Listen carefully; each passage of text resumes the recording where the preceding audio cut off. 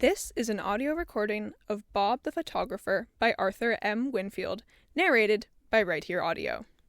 Chapter 17. Bob makes a strange capture. Bob sprang to one side, catching up the camera as he did so. The bull charged forward, and had the youth been in the spot where he had just stood, he would have been gored to death. The bull has a ring in his nose, and Bob now saw that he was of the wildest sort, and evidently used to being chained. "If I had an axe, I would knock him on the head," said Bob as he again dodged. "There goes the satchel. I'll bet he smashed every bottle in it." For the bull had planted his foot on the traveling bag, and Bob had heard the crash of glass. Again the wild animal made for Bob, his eyes glaring like two balls of red fire. "He has escaped from somebody," thought Bob. "I wonder what I had best do." While Bob continued to dodge around among the brush, he heard the sounds of voices. "Hello there! Help!" he cried out. "Is that bull there?" came back almost immediately. "He is, horns and all," returned Bob, "and the sooner you capture him, the better I will like it." "Drat the luck!" returned another voice. "Hi, hi!" Presently 2 farmers came in sight opposite to where Bob stood. One carried a gad, and the other a chain and clasp. "It's him, sure enough," said one of the farmers. "Look out if you don't want to be killed," he yelled. "I am looking out," said Bob. "By jinx!" The bull had made another charge, and the young photographer had to step lively to get out of reach. "If he was mine, I'd knock him on the head with an axe," said Bob. "He's too dangerous to leave running around." "He broke away this morning," replied one of the farmers. "He belongs up the county fair. They had a high old time before he got out of the back gate." "And you'll have a high old time before you get him back, I'm thinking," laughed Bob, who was now beginning to relish the scene. "I guess you're right. What's that thing?" "My satchel. He just smashed it." "Humph. It's good luck he didn't smash you instead of the bag." "That's so, too. How do you propose to catch him?" "Bless me if I know."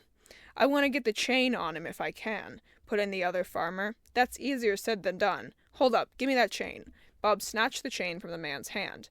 The bull was at that moment standing under a tree, the lower branches of which were just over his back. Bob ran up behind the animal and in a twinkle was up the tree. Then he crawled out on the branches until he was near the bull's head. At that instant the bull looked up. Quick as a flash, Bob bent down and hooked the chain into the ring in the animal's nose. The bull gave a loud snort and tried to lower his head, but before he could do so, Bob had the chain wound around the branch several times, and he held fast with all his might. The bull pulled hard, but though the branch bent pretty low, it did not break. "Well, I swan!" cried one of the farmers. "If that ain't the cutest trick I ever see." "Don't you tumble onto him, or he'll gore you to your jelly," yelled the other farmer. Bob fastened the end of the chain so that it could not slip, and then slid down on the opposite side of the tree. By this time, pulling on the chain had begun to hurt the bull's nose, and he quieted down, although his eyes rolled as fiercely as ever. "He's safe there for the present," said Bob. "The best thing you can do is to get another chain and hobble him." "We'll get his regular keeper," returned one of the farmers. "By gosh, but ain't he a regular picter with this nose stuck up in the air?" This remark gave Bob a sudden idea. He ran back for his camera and, setting it up, hastily took a picture of the captured beast. "I'll send it to Frank," he said to himself. "It will remind him of the time we tried to photograph that elephant."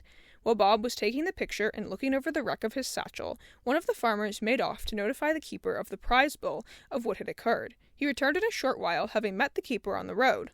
A number of ropes and chains were procured, and before long the bull was under complete control. The keeper spoke kindly to him, and gradually the fierce light in the bull's eyes died out utterly, and he became as gentle as an ordinary animal.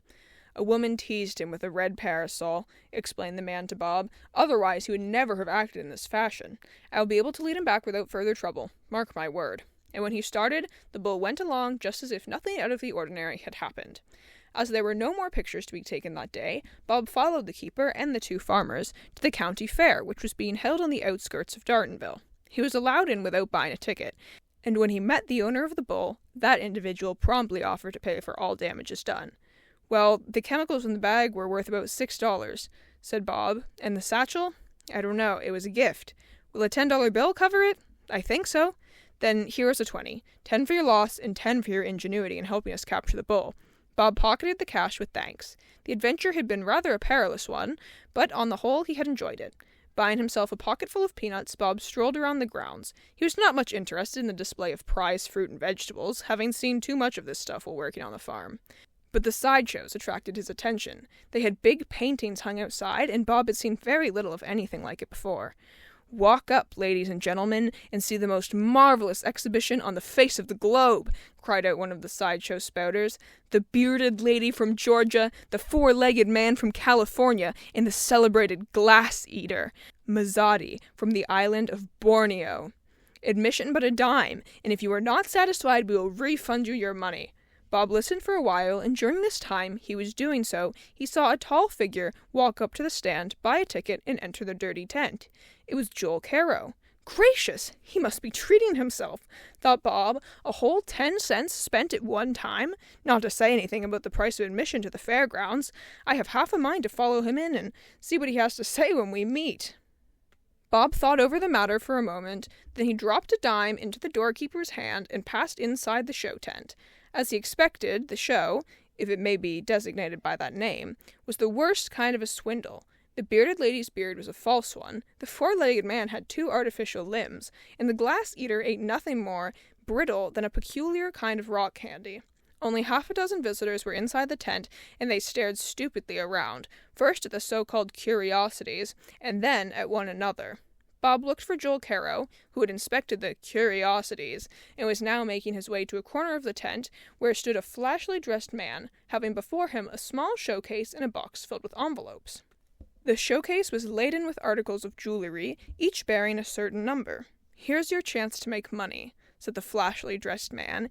"Each of the envelopes in this box contains a number, and that number can be found on some articles of jewelry in the case. The price of an envelope is only 25 cents, and there are no blanks. Try your luck and win the gold watch or the diamond scarf pin, either of which is worth $50. Joel Caro was interested. He did not know that none of the envelopes contained the number corresponding to the articles of any value in the case. It was true there were no blanks, but it was also true there were no prizes of a greater cash value than 5 cents. "I'll try my luck," said Caro after some hesitation, and he passed over 25 cents. "I think I'll watch this," thought Bob. That man will try to swindle Caro all he can. Chapter 18. Bob shows up a swindler. Bob had no great feeling of love for the misery farmer who had so misused him, yet he did not intend to stand calmly by and see Joel Caro done out of his money. He had heard of this prize package swindle well in Stampton, and he knew exactly how it was worked. The flashily dressed man took in Caro at a glance, and also noted that the farmer carried a well-filled pocketbook. He thought Caro would prove well worth plucking, and smiled broadly. "1 package? We sell 5 for $1. You had better try it. You may win all large prizes." "I'll try 1 first," replied Caro cautiously. The man handed out the box. One of the envelopes projected slightly beyond the rest, and this Caro took. "Number 37, he said, reading from a slip. "What's that good for?" "Number 37 takes this elegant ruby scarf pin, worth $8, replied the swindler, handling over a pin that was nothing but a bit of colored glass and brass. "You're in luck." "Is the pin worth $8? questioned Caro doubtfully. "Certainly. Would you rather have $5 in cash? This is what they cost direct from the manufacturers. Many jewelers sell them for double the money." It will be noticed that the swindler did not say he would give $5 for the pin, although he led Caro to believe he would. This remark made the old farmer feel good. No, I'll keep the pin." "Very well. Try again. Remember, only $1 for 5. "Well, I don't know," said Caro, scratching his head. "Let me show you something." The swindler pretended to shake up the box of envelopes. "How is this?" He drew out an envelope. The number inside was 50, and this called for the watch, said to be worth $50. "Gosh," murmured Caro in admiration. "I wish I had drew that. Nothing easier. See here, I will place the number back into the envelope and put the envelope back into the box. There it goes. Now remember, you know as well as I it has got the number entitled you to the $50 watch. You most likely know just where it is. Try it, for fun." Caro did so. Sure enough, his sharp eyes had followed the right envelope, and the number was within it. "Now, I'll try it again. There it goes, just as before. If you want to win, I'll give you the chance. For $10 you may draw 3 envelopes. You're bound to strike the right one in one of those 3. Caro's eyes sparkled. He was sure he had his eye on the right envelope. He drew out his pocketbook to get out his $10. At that instant, Bob brushed up to him. The young photographer had watched proceedingly closely, and he knew exactly what had occurred. "Don't try it or you will lose," he whispered. Caro started back as if shot. "What? Bob Alden!" he cried. Yes, Caro. Did you hear me? Where did you come from, you scamp? I'm not a scamp, Caro. You, blustered the farmer, hardly knowing what to say. I want no words with you, replied Bob. I merely mean to warn you. This is a swindle. A swindle! Gasped Caro. What's that? Put in the sharper roughly. I am talking to this man, returned the young photographer. He says it's a swindle, put in Caro. You had better mind your own business, young man. What right have you to interfere here? The right of anybody to show you up, returned Bob bravely. You shan't swindle this man out of $10 if I can help it. How do you know it's a swindle? Asked Caro faintly. Because he didn't put the number in the envelope. Are you sure of that? Yes. Nonsense! Cried the swindler. This is a perfectly honest game of chance. He had 2 numbers in his hand. The first time he placed one of them in the envelope, but this time he placed the other, and you can be sure it wasn't the 50.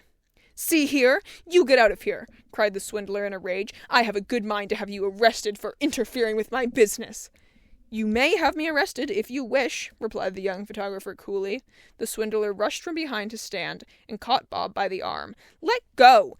You get right out of here! Bob pulled himself away. The row had attracted the attention of several in the tent, and they now interfered. Leave the boy alone! He told the truth! That game is always a swindle! The whole show is a swindle! That's so, too! The crowd shoved forward, and the swindler moved back to his stand. As he brushed past Bob, he muttered into the youth's ear, I'll get square with you sometime for this. Perhaps I won't give you the chance, replied Bob aloud. In the disturbance, Joe Caro slipped away without even thanking Bob for the service which had been rendered to him. But that's just like him, thought Bob. He wouldn't thank me even if I saved his life. He left the tent with several others, the swindler shaking his fist after the youth. By this time, the fair was about over for the day, and after a short walk among the exhibits in the main buildings, Bob left the grounds. He had accepted Willett's invitation to remain at the latter's house all night, and when he reached the place, he found supper awaiting him. The family were all seated out on the porch, and they made such a fine group that Bob took a tintype of them. While it was still light, he having brought along an outfit for such pictures. The tintype he presented to Mrs. Willett, much to that lady's pleasure. I should think it would be fun taking pictures, said she. And worth money, too, added her husband.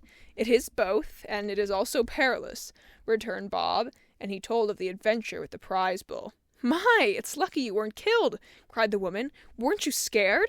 I was at first, but I am having so many adventures I am getting used to them.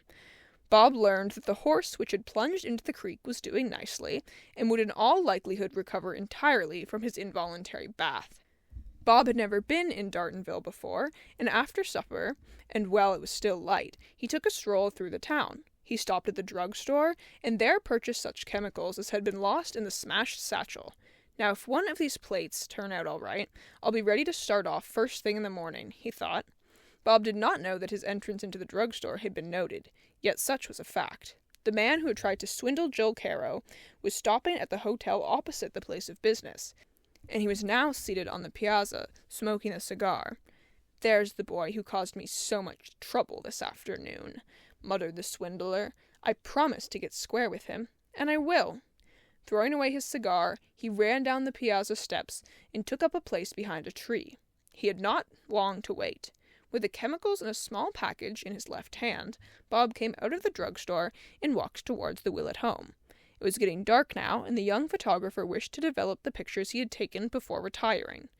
With a look of intense hatred in his face, the swindler followed Bob until they came to a dark spot in the road and caught the youth by the collar.